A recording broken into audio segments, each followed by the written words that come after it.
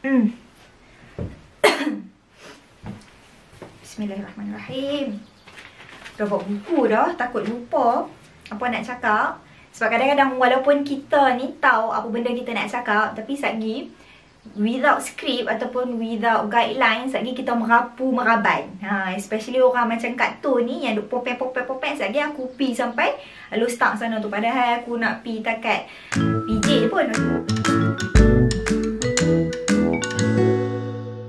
Assalamualaikum, so welcome back to my YouTube channel. If you are new here, my name is Siti Awa and I always talk about health related issue, personal opinion and sharing. Untuk hari ni, I nak sembang sikit pasal polycystic ovarian syndrome, ataupun kadang-kadang kita duk sembang-sembang kita duk sebut PCOS kan. Okay? Sebab banyak sangat orang yang duk tanya dekat DM Instagram especially, minta explanation tentang PCOS ni. Okay, first of all, bila kita bercakap tentang PCOS, kebanyakan orang akan terfikir pasal cyst.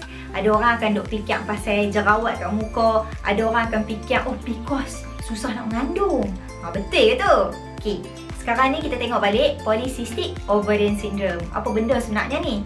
Okay, PCOS ni sebenarnya instead of kita kata dia satu penyakit, we normally refer to it as a syndrome. Segagas simptom-simptom yang kita panggil dia PCOS lah, syndrome polycystic ovary. Aku macam duk berbelit kan. So basically kita tak kata dia penyakit PCOS, kita kata dia adalah syndrome sebab dia ada gagasan simptom. So basically PCOS ni adalah penyakit di mana kalau orang tu kena PCOS, dia punya period akan irregular, akan menjejaskan kesuburan. In term of cyst pula, ada certain orang dapat cyst, ada certain orang with PCOS dia tak ada cyst. Dan satu lagi, PCOS ni boleh menjejaskan penampilan. Ada orang senang sangat naik berat badan, dia jadi gemuk, muka berminyak dan kulit berjerawat. Okay, first sekali sebelum kita pergi kepada sindrom, kita nak tahu apa sebenarnya polycystic ovary. Okay, polycystic ovary ni adalah ni, contoh ni ovary kita ni, penumbuk aku lah, tapi aku nak abang kata contoh ni ovary lah. Okay, ovary untuk orang normal macam besar ni je. Susah lah aku nak buat ni. Ovary untuk orang normal contohnya besar ni, sepenumbuk. Ovary untuk orang yang ada polycystic ovary ni sebesar 2 penumbuk. So, orang yang ada PCO, dia punya ovary lebih besar daripada orang normal. Dan juga ovary dia tu ada 2 kali ganda folikel. 2 kali ganda folikel, maksud folikel ni adalah dia dekat ovary dia tu ada ruang-ruang yang berisi dengan air bila melepaskan telur. Lepas ovulation tu, dia punya ruang terisi air tu lagi banyak daripada orang biasa. So kita panggil polycystic ovary lah, ovary jenis-jenis macam tu. Orang yang ada polycystic ovary belum tentu dia ada PCOS. Tapi kalau orang yang ada PCOS, confirm ovary dia adalah polycystic ovary. Okay, so sekarang kita moving on, kita nak tahu apa simptom-simptom PCOS ni. First kali kita tengok simptom-simptom yang secara zahirnya, yang kita boleh nampak pakai biji mata 2 ni kan. Ada ke orang ada 3 biji mata? Tak ada kan? Okay, so contoh-contoh simptom yang ada, first kali adalah haid yang tak teratur. Okay, kadang-kadang 2-3 bulan tak mai haid, kadang-kadang setahun tak mai haid. Itu bahayalah bila haid tak teratur, kesuburan pun terjejas. Okay, lepas tu jenis yang obese, overweight, makan sikit berat naik kemain laju, nak turun tu bercinta nak bagi hilang 1 kilo pun. Okay, orang yang berbadan besar dan juga susah nak turun berat badan. Okay, lagi satu, orang yang PCOS ni simptom dia adalah hirsutism. Hirsutism ni maksudnya dia hairy, dia ada rambut, bulu-bulu dekat tempat yang sepatutnya perempuan tak ada lah. Contohnya macam bulu-bulu dekat muka, ada misai, nampak janggut, bulu-bulu dekat badan. Selalu perempuan tak berapa nak banyak bulu macam lelaki kan. Tapi kalau orang yang ada PCOS, yang ada simptom hirsutism ni, dia akan ada bulu. Okay, kita tak payah cerita lah pasal kulit berminyak, pasal jerawat. Itu memang kebanyakan orang yang ada PCOS ni ada. Lepas tu disebabkan tak subur, haid tak teratur tadi, susah nak mengandung. Itu ada jugalah. Ada yang orang kepala jadi botak, ada juga orang yang badannya senang hitam dekat celah-celah pelipat leher ni, dekat bawah ketiak, dekat bahagian alat sulit, senang hitam. Ini antara simptom-simptom PCOS jugalah. Okay, kena ingat lain orang dia punya simptom tak sama. Dia macam spektrum tau.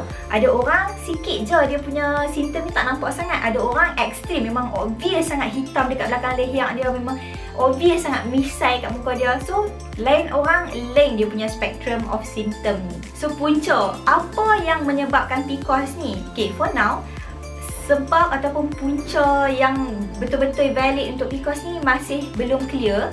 Tapi kita boleh simpulkan yang PCOS ni adalah genetically inherited. Maksudnya kalau kita ada keturunan, mak kita, makcik kita, adik-beradik kita ada PCOS, besar kemungkinan kita pun boleh kena PCOS juga. Sebab dia penyakit yang boleh diwarisi. PCOS ni basically simptom-simptom yang terjadi ni disebabkan hormonal imbalance. Okay? Hormon yang pertama tu adalah hormon testosteron. Testosteron ni hormon lelaki lah. So orang yang ada PCOS, dia punya testosteron level dia lagi tinggi daripada orang biasa yang tak ada. Pasal itulah kena hirsutism, naik-naik bulu kat muka apa semua tu kan. Second adalah hormon insulin. Insulin ni adalah hormon yang penting untuk dia convert. Okay, bila kita makan, makanan kita tu bergula kan, dia ada glukos kan. Insulin ni akan convert makanan yang kita makan tadi, glukos tu dia akan convert, bawa pi jadi energi, tukar jadi energi supaya badan kita ni boleh operate macam biasa. Tapi bila badan kita ni ada insulin resistant, bila kita PCOS kita akan ada insulin resistant, badan kita tak dapat detect insulin tu.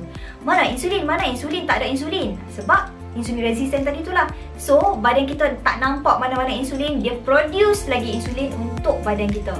So dah jadi terlalu banyak insulin dalam badan, kita pun boleh jadi gemuk, height tak teratur, berat badan jadi besar. Lepas tu yang kena kencing manis, darah tinggi dan macam-macam lagi. So ini adalah antara punca-punca kenapa boleh terkena PCOS ni. Okay, macam mana doktor nak diagnose seseorang ni dia ada PCOS? Okay, this is from I punya pembacaan. Mungkin ada cara yang baru ataupun doktor ada updated diagnosis. Ialah sebab I tak diagnose penyakit, so mungkin ada yang I tak tahu. But this is from what I've learned.